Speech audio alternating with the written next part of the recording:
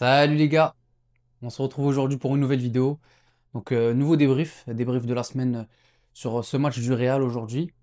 Très belle victoire des Madrilènes aujourd'hui 4-1 contre la Real Sociedad. Un adversaire pas facile, hein, la Real Sociedad qui restait sur, je pense, 9 victoires sur ses 11 derniers matchs.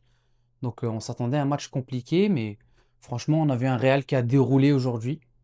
D'ailleurs sans sa star, Kylian Mbappé, avait une petite gêne, je pense, au genou et qui s'est préservé pour la Ligue des Champions la semaine prochaine. Non, aujourd'hui, j'ai vraiment aimé la performance de ce Real, franchement. Toutefois, petit point à mentionner. Les gars, le jeu sans ballon. Le jeu sans ballon du Real est trop défectueux. Même quand on fait un de nos meilleurs matchs cette saison aujourd'hui, avec ballon face à la Real Sociedad, les gars, sans ballon, moi je trouve qu'on est toujours friable. Notre défense sans ballon, les gars, c'est assez catastrophique. Je pense que aujourd'hui, la Sociedad n'a pas été très dangereuse. Mais les gars, aujourd'hui, on joue un adversaire plus fort. Mais bordel, les gars, on se fait ouvrir. Notre pressing est mauvais. On a un pressing qui est dégueulasse, les gars, sans ballon. On n'a pas d'envie. On n'a rien. On n'a aucune coordination. Les gars, juste, ça témoigne juste le premier but, là, le but sur penalty qu'on prend. Mais les gars, la passe que Carlos Soler il fait, il trouve notre ligne. En une passe, il casse genre deux lignes de pression facile. Et Heusen qui est obligé de faire une erreur énorme. Après, Heusen, voilà, on va lui tomber dessus, mais Heusen, faut ouvrir son dossier, les gars, avec tout le respect. C'est compliqué, hein. On disait jeune crack, prometteur, un des meilleurs centraux en devenir, mais les gars, c'est dur. Franchement, cette première saison de Dean Heusen au Real, je la trouve très compliquée. Encore une fois, aujourd'hui, il fait une très grosse erreur. Et à plusieurs reprises dans le match, je le trouve pas rassurant. À un moment donné, les gars, face à un joueur de la Sociedad, il se fait mélanger à droite, à gauche. Enfin, tu te dis, wesh, il se fait cook, les gars. Il s'est fait mélanger. Je sais pas. Heusen, c'est vraiment pas un défenseur qui me rassure. Et voilà, il est encore jeune. J'ai pas envie de me prononcer trop vite, mais bon, je pense qu'il a montré cette première saison, ça laisse clairement à désirer. Sinon, du côté Real, les joueurs qui m'ont plu aujourd'hui, j'aimerais donner une belle mention à Trent aujourd'hui. Trent qui revient. On sait que l'Anglais a souvent été blessé cette saison, a manqué énormément de matchs. Moi, à un moment donné, j'en avais un peu marre, quoi. Enfin, je me suis dit, Trent, quoi, un peu un joueur star, tout ça, on le ramène gratuitement, mais qui joue pas, quoi. Moi, j'ai jamais été un grand fan de Trent, les gars, si je vous dis la vérité. Mais franchement, aujourd'hui, il m'a impressionné. Il m'a impressionné. Donc, comme on a dit avec Ballon, c'est un monstre. Les gars, le centre qu'il donne pour Gonzalo Garcia, superbe. Plusieurs actions dangereuses qui venaient de lui, franchement, une vraie patte droite. Il a... Non, moi j'ai apprécié aujourd'hui. Même justement, le côté qui me laisse un peu plus à désirer défensif, je l'ai trouvé assez bon quand même. Mine de rien, défensivement, je l'ai trouvé correct aujourd'hui, franchement. Et pour de vrai, je trouve qu'il a les qualités pour s'installer comme titulaire, là, prendre un petit peu la relève de Carvajal, qu'on a vu rentrer aujourd'hui. Mais Carvajal, c'est vieux, les gars. Lui aussi, son corps l'a clairement lâché. Carvajal, clairement. Donc voilà, Trent, je pense que s'il se blesse plus, il a clairement le talent pour être titulaire à ce poste. Sinon, petite mention à Valverde. Valverde que j'ai clairement aimé son match, les gars, aujourd'hui. Valverde qu'on retrouve enfin au milieu de terrain. Pour moi, les gars, c'est le meilleur poste pour Valverde. C'est dans un milieu à 4, dans un 4-4-2 en fait. Dans un milieu un peu 4-4-2 losange comme on a vu aujourd'hui. Dans ce milieu à 3 avec Carda un peu devant. C'est la meilleure position pour Valverde. Pour moi, Valverde doit être dans un milieu à 3. Parce que surtout un peu dans ce demi-espace droit, je trouve qu'il est exceptionnel. C'est le même poste qu'il a occupé dans la saison 2023-2024 où on gagne tout, la Ligue des Champions et tout. C'est le même poste qu'il occupe. Donc un peu ce milieu central qui couvre un peu son latéral droit, c'est tellement son meilleur poste, les gars, parce qu'en plus, il a l'abattage pour couvrir Trent quand Trent fait des montées, etc.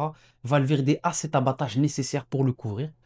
Et aujourd'hui, il nous rappelle justement qu'on joue au milieu de terrain. Il peut faire parler sa qualité de frappe, parce qu'aujourd'hui, il met un super but, les gars. Je pense que Valverde est un des meilleurs frappeurs de loin. Et aujourd'hui, il met un super but. Franchement, une mine. Le gardien la touche et tout, mais il ne peut pas l'arrêter. Les joueurs de la Sociedad lui laissent beaucoup trop d'espace. Il n'y a rien à dire. Valverde, super aujourd'hui. Il est récompensé de son but. Mention également pour le Brésilien, Vinicius Junior. Vinicius Junior, on l'a énormément critiqué, hein, voilà. On n'a pas arrêté de rabâcher son comportement de starlet, etc. Mais les gars, on peut pas se le cacher, ça reste quand même un vrai joueur, Vinicius. Il n'y en a pas deux comme lui dans le monde du football actuellement. Des Vinicius, des joueurs capables de te créer un déséquilibre, en fait, de te créer une occasion à partir de rien. Il n'y en a pas, les gars. Aujourd'hui, il va chercher les deux pénaltys à lui tout seul. Il n'y a rien à dire. Aujourd'hui, il a fait mordre à la poussière à son latéral, le latéral de la Sociedad. Et il va chercher deux pénaltys. Et c'est deux pénaltys très très bien joués parce qu'il élimine deux fois son vis-à-vis. Et c'est des pénaltys clairs, les gars. Dites pas que c'est le Real ou quoi, parce on connaît les blagues sur le Real. Non. Aujourd'hui, les gars, Vini va chercher les deux pénaux. Les deux pénaux sont complètement justifiés, clairs et nets. Il n'y a rien à dire là-dessus.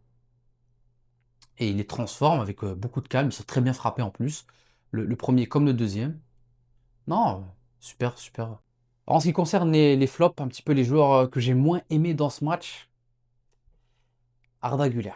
Arda Güler, je vais commencer par lui. Arda Güler, pour moi, il avait l'opportunité aujourd'hui de essayer de gagner des points, notamment parce que Bellingham n'était pas là. Et on sait que Arda et Bellingham, dans le 11, ça n'a jamais été très très fonctionnel pour le Real cette saison. Donc pour moi, je me suis dit, ok, vas-y Arda, dans un gros match comme ça, c'est le moment de montrer que tu as ta place de numéro 10, tu peux gagner des points ici en montrant que tu es meilleur sans Bellingham. Bordel, les gars, aujourd'hui, je fais un match assez catastrophique. Première mi-temps, il est neutre, quoi. Il ne fait rien, il n'apporte rien, aucune passe dangereuse, aucun déséquilibre. Mais les gars, toutes les passes qu'il a, passe latérale, passe latérale. Il n'y a rien de dangereux. Il n'y a rien de dangereux qui a émané aujourd'hui de Arda Güler. Franchement, j'ai pas aimé son match. En deuxième mi-temps, il a des occasions, même en toute fin de match. Il a une super occasion pour mettre au moins son but ou servir Brahim. Mais n'importe quoi. Et il se foire, il fait n'importe quoi devant le but, quoi. Je sais pas, j'ai l'impression qu'il manque de confiance, je sais pas. Arda Güler, j'arrive pas à comprendre ce qu'il a en ce moment. C'est dommage. Un autre flop, bon, Huysen, on en a parlé un peu au début, on va pas en rajouter une couche. C'était difficile aujourd'hui pour lui. C'est clairement encore un jeune défenseur qui doit progresser, c'est clair. Carreras, j'ai envie de donner une petite mention à Carreras. Très très gros match. Encore une fois, j'ai adoré sa projection vers l'avant. Même, il faisait des super retours, mais sa projection surtout. C'est à un moment donné, il fait un 1-2, il se déplace, il va faire les appels. En fait, le mec a énormément de cœur. Il fait les efforts, franchement. Et ça se voit que c'est un mec, voilà, il joue pour le maillot, il mouille le maillot pour le club. Et ça, j'ai un grand respect. Parce que Carreras, je pense que si on prend la saison au global, c'est une des grandes satisfactions de cette saison assez merdique que le Real est en train de connaître. Mais c'est vraiment un des meilleurs de cette saison. Donc franchement, je lui lève mon chapeau, Carreras, encore une fois aujourd'hui. Euh, il fait un top match. Ouais, donc ouais, je pense qu'on a fait le tour. Je pense qu'on a fait le tour de ce match. Écoute, moi, je suis content aujourd'hui, même sans Mbappé, on arrive à faire le taf. On va pas dire que c'est grâce à lui, mais peut-être un petit peu. Mais en tout cas, le seul truc qu'on peut dire de positif de l'absence d'Mbappé aujourd'hui, c'est comment Vini était soulagé. Les gars, pour moi, c'est clair, les gars, c'est clair comme de l'eau de roche. Vini et Mbappé ne peuvent pas jouer ensemble. Pour moi, on ne pourra jamais m'enlever cette idée de la tête, les gars. Vini et Mbappé sont incompatibles sur tous les points. C'est impossible, les gars. Ils occupent trop la même zone. C'est impossible. Il y en a un qui doit sauter, les gars. Pour moi, on doit faire un choix. Les gars, moi, vous me connaissez. Mbappé, je ne le porte pas énormément dans mon cœur. C'est pas le joueur que j'aime énormément. Et je trouve que voilà. Vous allez me dire encore une fois anti-Mbappé, je suis un détracteur de Mbappé, mais pour moi, les gars, il faut en faire partir un. Et si on veut en faire partir un et que ça bénéficie au collectif, c'est Mbappé qui doit partir, les gars. C'est bon, à un moment donné. Il met ses buts, mais aujourd'hui, on peut le voir. Les buts sont dilués dans l'équipe. On a Gonzalo Garcia qui met un but, on a Fede Valverde qui met un but, on a Vini qui met son doublé. Voilà, j'ai l'impression qu'en fait, en gardant un Vini, j'ai l'impression qu'on aura plus d'homogénéité et on sera capable de faire impliquer plus de gens. Mbappé, les gars, il faut comprendre que c'est un aimant à ballon. Un aimant à ballon. Ça veut dire que Mbappé, il va tout marquer, mais tu n'auras aucune homogénéité. Ça veut dire qu'il va te mettre 60 buts, personne ne va marquer sinon. Personne ne va marquer. Donc Mbappé va mettre tout. La confiance de ton équipe, elle est au plus bas parce qu'Mbappé, lui, il fait tout, il prend tous les éloges, tous les honneurs. Voilà, c'est toujours comme ça avec lui. Au PSG, c'était comme ça. Au Real, c'est comme ça.